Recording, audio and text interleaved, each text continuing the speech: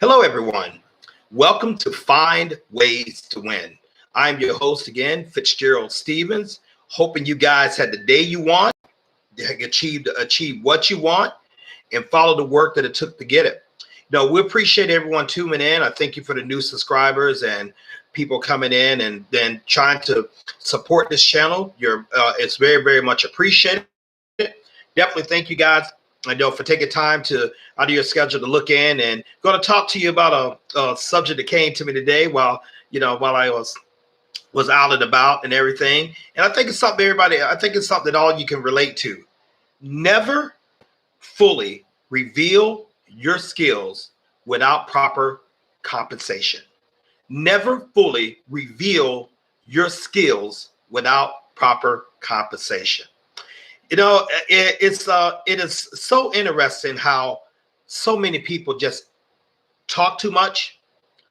They undervalue themselves. They undervalue their experience. They undervalue what they bring to the table. Matter of fact, some of them are the table, and they bring a skill set when they enter a venue or an endeavor or they choose to work for something. They bring a skill set that is highly valuable. Actually, a skill set that is actually very, very much coveted by a potential employer, the marketplace, but they undervalue themselves. They talk too much. They show their hands too quick. They lack the proper negotiation skills, or lack the power of silence, or lack the power of taking away attention, or lack the power of the ability to walk away. Often they find themselves in a position where a person who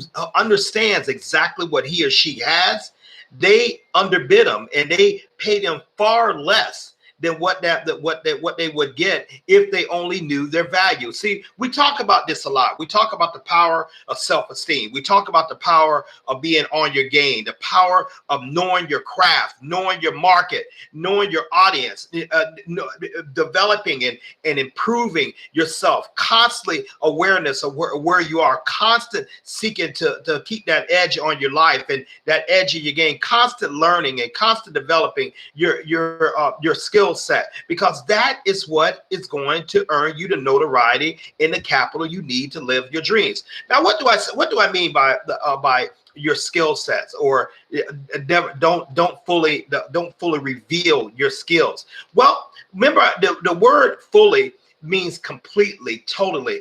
You're going to have to reveal some of your skills in order to get people interested in and looking to bring you aboard a part of their project, i.e. if you're a project manager, if you're IT director, if you're CEO of a company, if you're starting your own company, if you whatever you do, you're going to have to show a little bit of your skill to get people interested. Often people look at you by way of your resume, and a resume is nothing but an introduction statement on paper. This is who I am.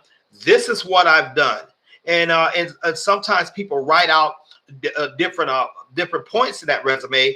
This is what I've achieved, and it's right in the prospective employer looks at that, and based on how well it's written, based on a need they have, based on certain keywords they have, because a lot of computers look at resumes now as opposed to human eyes, and the computers are looking for keywords, but let's just say you got past all that. Now you're in for the covenant interview.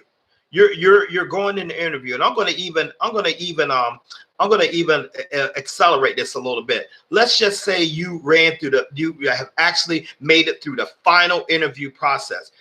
This is where a couple of managers are sitting there looking at you. You've passed the personality test. You have passed the character test. You have done passed the background test or any other hurdle they are looking for you, measure you up against other candidates. Okay. Then you went through the tell me about yourself phase, and you got some great ideas, and you for the company. you have researched the market. You've researched what they're doing, how they can expand. You know their processes. You take time to look at their social media profile, the LinkedIn profiles of the key executives, and you know how to talk the game. You're prepared. You've done your homework. So they are you research the market. You know what the market value is paying for your skill. So you know you go on a site like Glassdoor or salary or salary of the various salaries with that particular skill set, and you already know what to expect in the range. So you know it pays between here and the normal metrics. So hear me out. Okay, but and everything's went good, but all of a sudden you get to talking too much.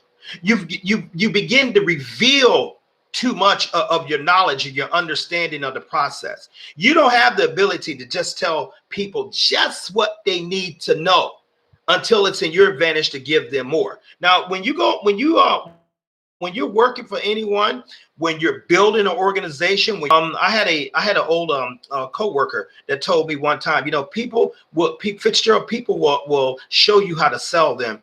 All you got to do is listen to them.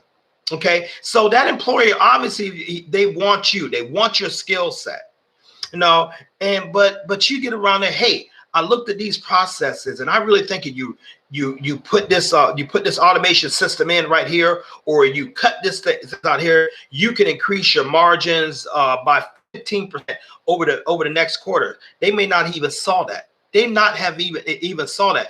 And so what you have given up is too much information off the onslaught, rather than going from a position of power. Like, okay, I looked at some things. Oh, here's a few brief overlays, a few brief ideas I have that can allow you to improve productivity by 15% over the first quarter, but you don't fully get the plan. Here's why you don't fully get the plan: because you are going to use that cloak and the hiddenness of that plan to help negotiate you a higher salary and make yourself more valuable. If you sit around there and lay your whole plan on the table, there's been many times that plans have been taken because people talk too dang much and they just implemented their plan and then give them credit for whatsoever. Or low paid them where normally the market would have demanded that they receive much more compensation for their skill set. Now, life is a negotiation. For the most part, life is a negotiation. People reward you based on the value that you bring to them. Customers on the value that you bring to them. Companies compensate employees based on the value that they feel that employee would bring to them. So wouldn't it be to your benefit to learn how to increase your value, learn how to be at the cutting edge of your value? Part of it has a lot to do with your preparation. Part of it has a lot to do with your continual education, your continual improvement of your skills. Whether you attend trade show demonstrations, whether you go to school to develop new skills, acquire new certificates, anything that's going to give you an edge over your competition. Because after all, you want to make yourself shine and you want to make yourself stand out above your competition.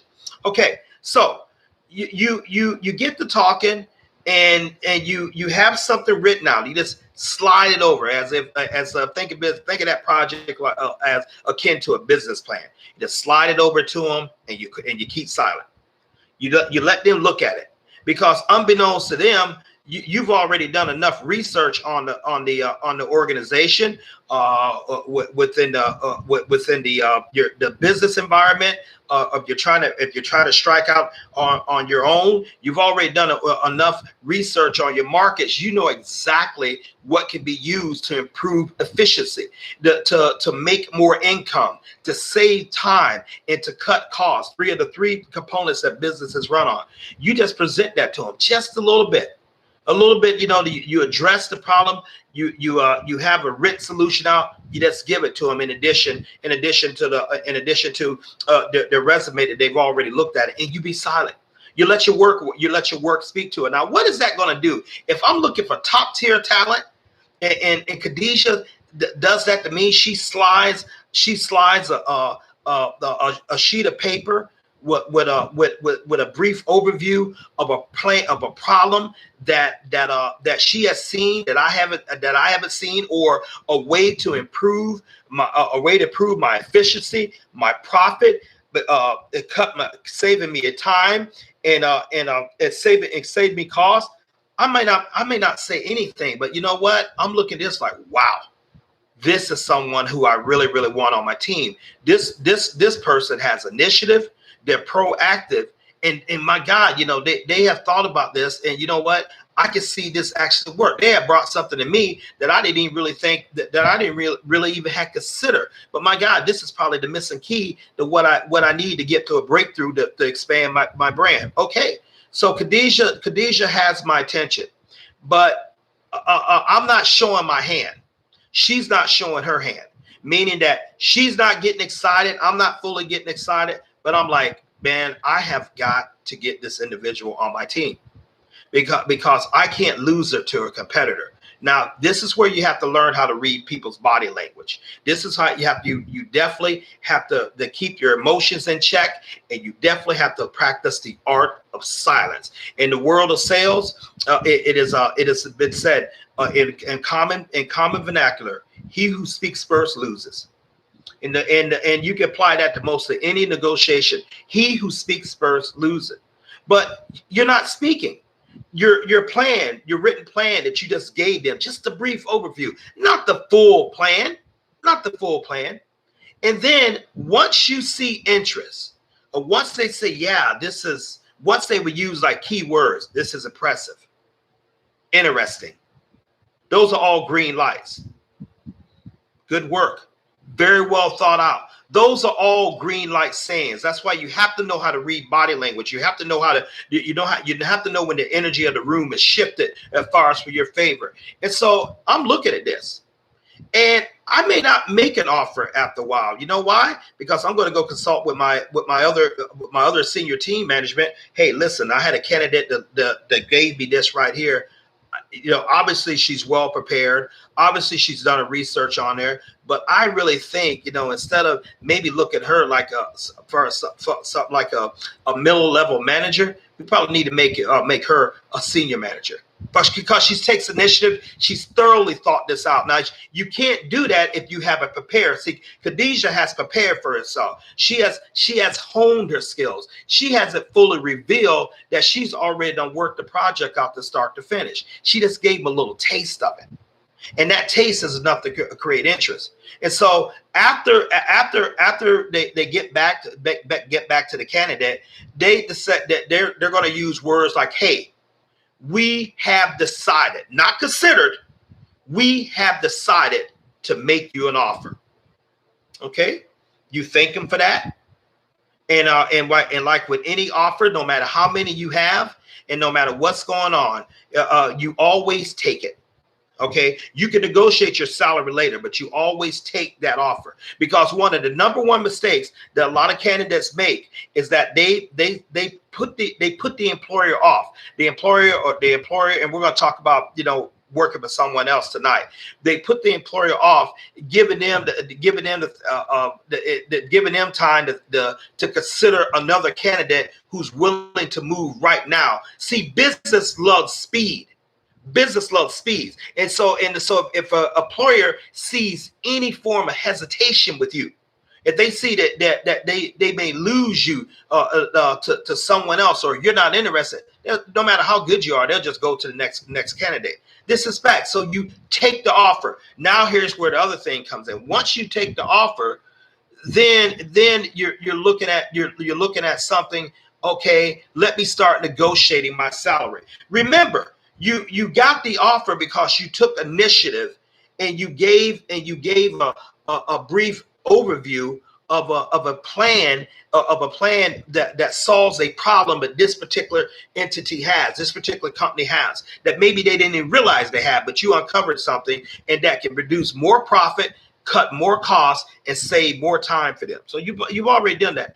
Now after you start negotiating your salary, before you begin, you reveal another component of it. You've already gave the outline. Then you reveal like maybe a part of the blueprint, or even and then they look at this. Oh my God! I mean, as far as with that, when you get the oh my God moments, or the eyes drop down, or someone is into the room with a team and with the executive team, you see their eyes look at someone, and you see their eyes lock. That's when you start negotiating. And so you have to know what your worth is. And so maybe they want to pay you somewhere along the line of $75,000 to $80,000. But your talent. This is what I mean by getting proper compensation, because of what you have produced on the table. You're able to produce 225,000. That wasn't the range, but you know that you brought value because you were solution oriented. Now you got to have a couple things in order to make this work. Number one, you got to have the utmost confidence in your skill level. Number two, you have to have done your homework. You can't go in there using a bunch of ahs and ohs and maybe and hopefully. You have to use definitive, assertive language. This has been properly thought through. According to my projections, this will yield these amount of percentage points increase. What this will cut costs, and we should realize a gain within this X amount of time, because business's language is numbers. And so you have to know the numbers. And so you're going in there now that you have actually now that you've actually push yourself in a salary that you was looking for all the time. Because don't go in there thinking like, oh, whatever you give me, man, that's the language of an ignorant person who are trying to have a false humility. Okay, I know your job says it pays, someone like 80,000, but according to what I'm going to get ready to do, and according to what I'm getting ready to solve, based on the increase in revenue, 200,000 in compensation is a bargain for you. They wasn't planning on paying you that, but you brought value. See, so many times people go onto jobs, and they just think just because they have a resume and it talks about what their past performance, they think that that's going to automatically get them a key to the executive lounge. It may get you into the company. You may have an entry level, a middle management position and things like that. Even so much, maybe even an executive level position.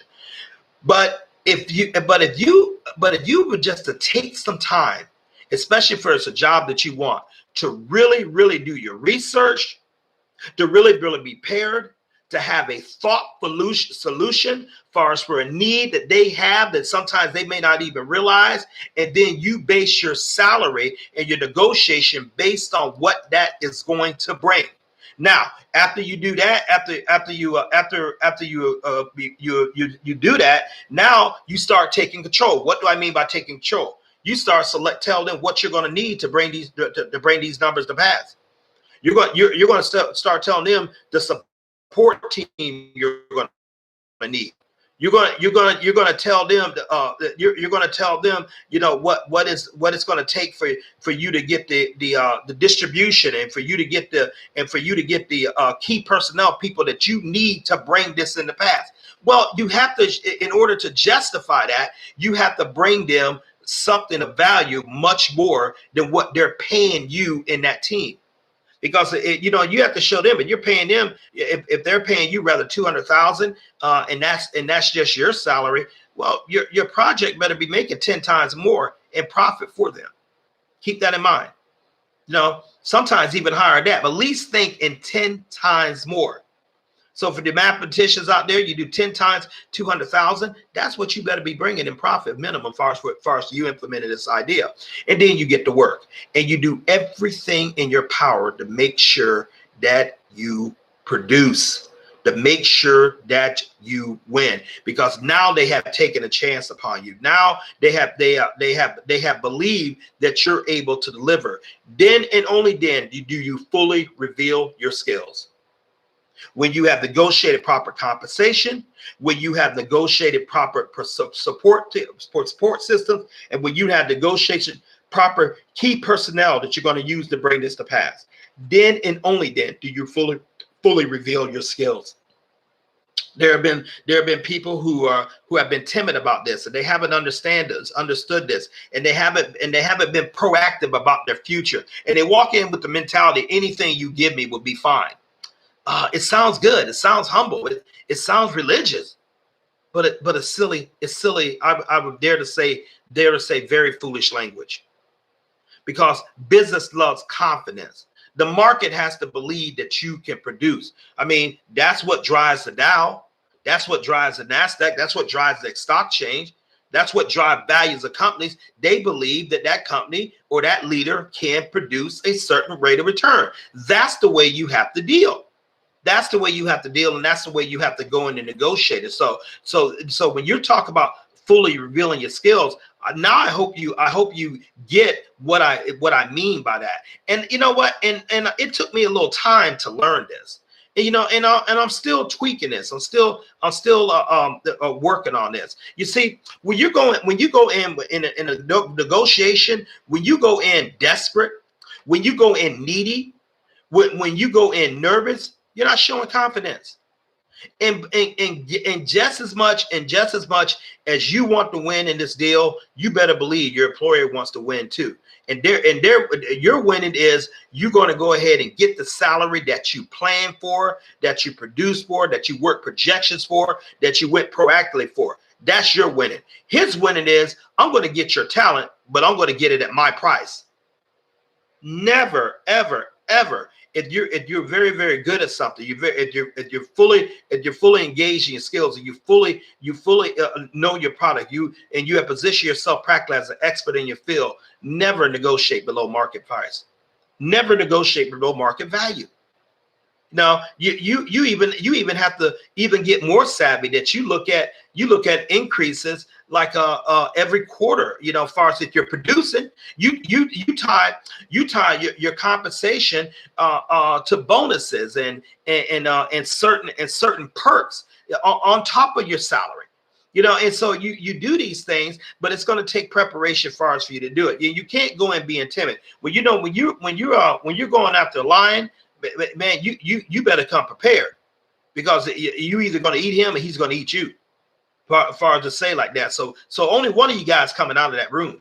But when I go into negotiations, I prefer for it to be a win-win, meaning that person doesn't feel that I'm taking advantage of them, and I certainly don't feel that that they're taking advantage of me. It has to be a cohesive, beneficial partnership, and that's the language you want to also keep in mind. Talk in terms of partnership.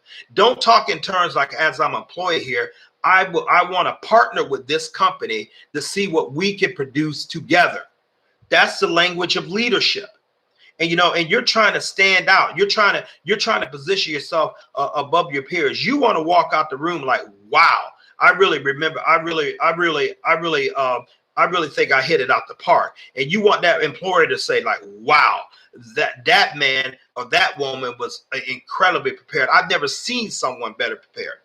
Yeah, they look good, they smell good, the suit was right, and the shoes were shined and everything like that. But this individual literally slid me an outline, and they looked at my company and my division, and they already had took initiative to solve something or improve efficiency, cut costs, and increase revenue in a way that I never saw. You know how good that's going to make me look to the people I report to? That's how you got to think, because everyone wants to shine, ladies and gentlemen. Everyone wants to shine. Everyone wants to look good to the people who they report to, and or the customers that they serve, or the market, or the new markets that they're trying to get into.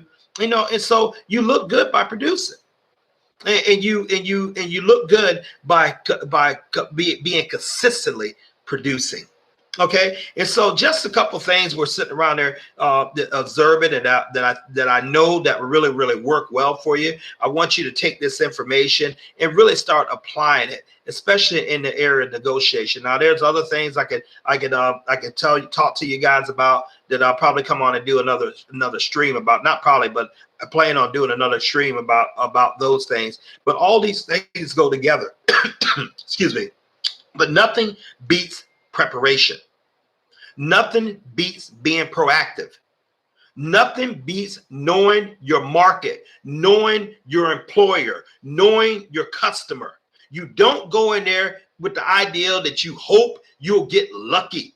You don't go in the idea that you hope they will really, really be kind to you and they will really select you out of the dozens of other people applying. You go in there with the idea of I am going to set myself apart. Years and years ago, probably about going over 20 years right now, easily.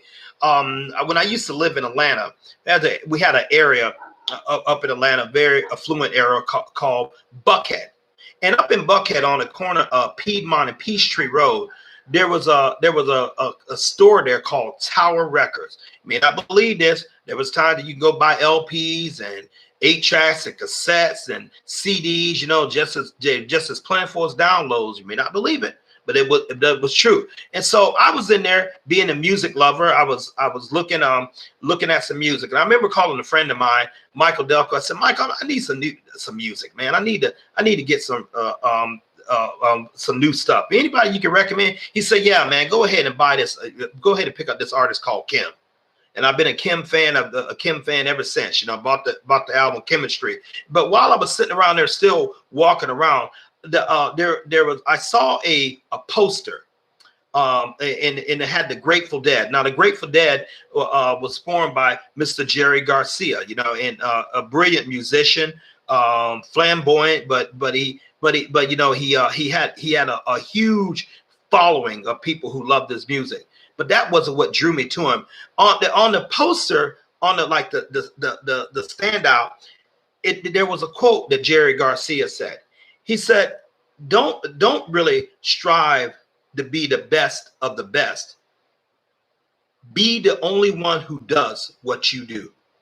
Don't really strive to be the best of the best. And that's pretty good for some people. I'm one of the best of the best.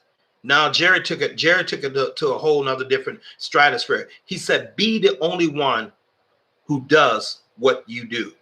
That's what I want you guys to understand. You know, you're not going in there to compete with a whole bunch of other people and hoping that you had the right color suits, or hoping that you came out the right college, or you have the right hookup. You're not going in there. You're going in there to do something that no one else has done.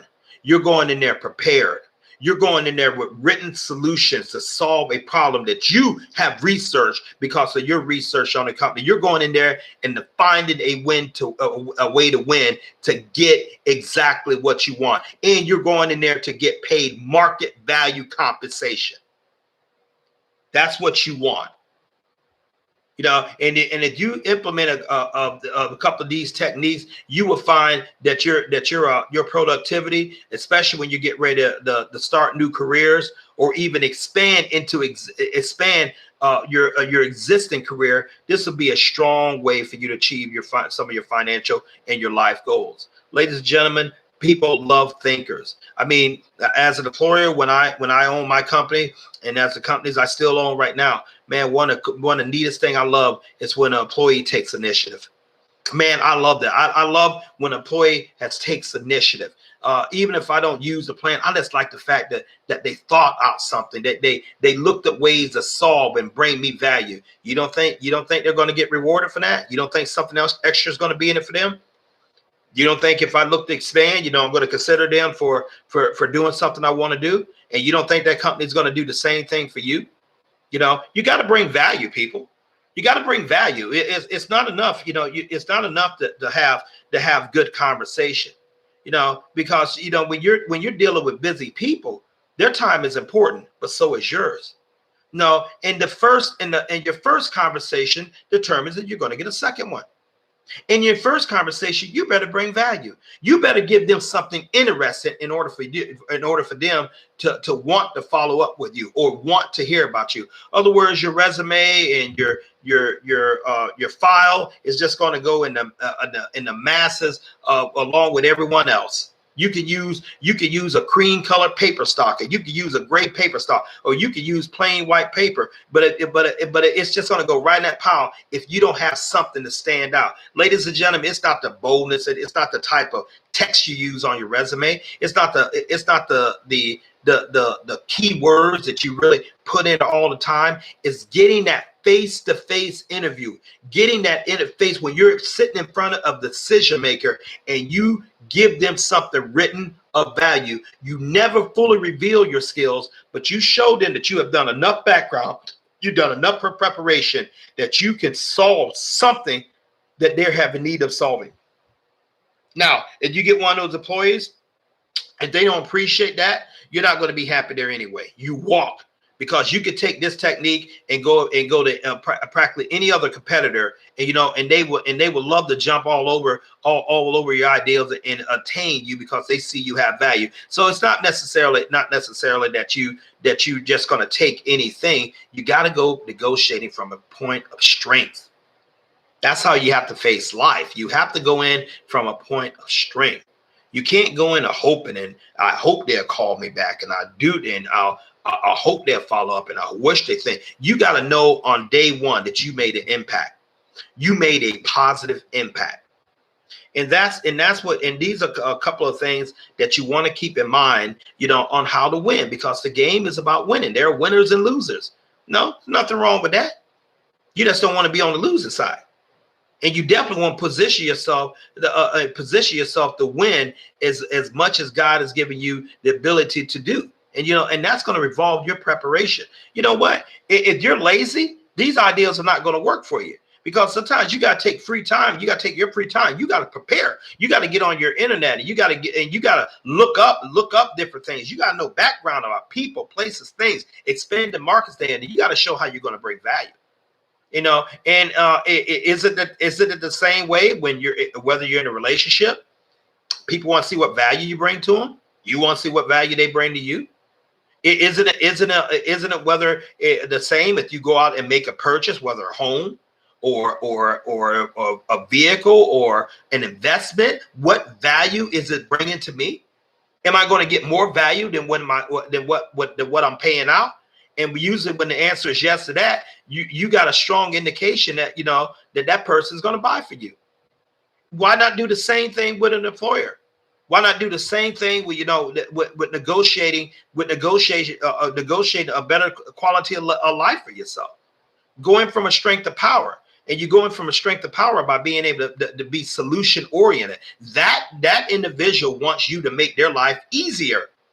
They want you to make them shine in front of people they report to. And so you concentrate on making them shine by you shining, and everybody wins. And all you keep doing, just going up, up, up, up, up, up, up. But pretty soon you'll be able to strike out on your own, or you'll be able to create something. You'll be able to beat their competition, and who knows what you can do. But you have to take initiative. So never fully reveal your skills without proper compensation. All this stuff takes time. There are steps to all of this, but just go. I'm not going to say try it. Apply this. Use it, and keep tweaking and things like that. And have the heart of a lion. Have the heart of a tiger. Don't go in timid. Ask for what you want. Ask for what you want. I've often told people, what? I'm not a mind reader. And I don't read your mind. Ask for what you want. People love to be asked. You can come in looking all sad eyes and have your head down and looking all sheepish and hope someone say, okay, come on over here. Come on over. Okay, here he is. More likely, it's not going to happen. That you got to ask, and then because a lot of times the company is going to say to you that personnel, the hiring manager, going to say, what salary range are you looking for? You come right out the bat and say what you want. He asks you a direct question, you give them a direct question. No, and don't blink. Then you start building up to what you really, really want, where your value. Remember, you're looking for market value, even outside of market value, because you're confident enough that your skill set can be taken to someone else and you would get it from them. Thank you guys for tuning in. please hit the like button. Please subscribe to the channel. Hey, we believe we're bringing you valuable content, and the purpose of Find Ways to Win is exactly what the title says. We want to see you prosper. We want to see you looking at things in a different way, so you can get a different ideal and different concept of what it takes to be a winner, what it takes to get yourself in a position where you want to be to reach the goals that you have set and planned and you are willing to work for. We appreciate you guys so much. Thank you for tuning in. Enjoy your evening.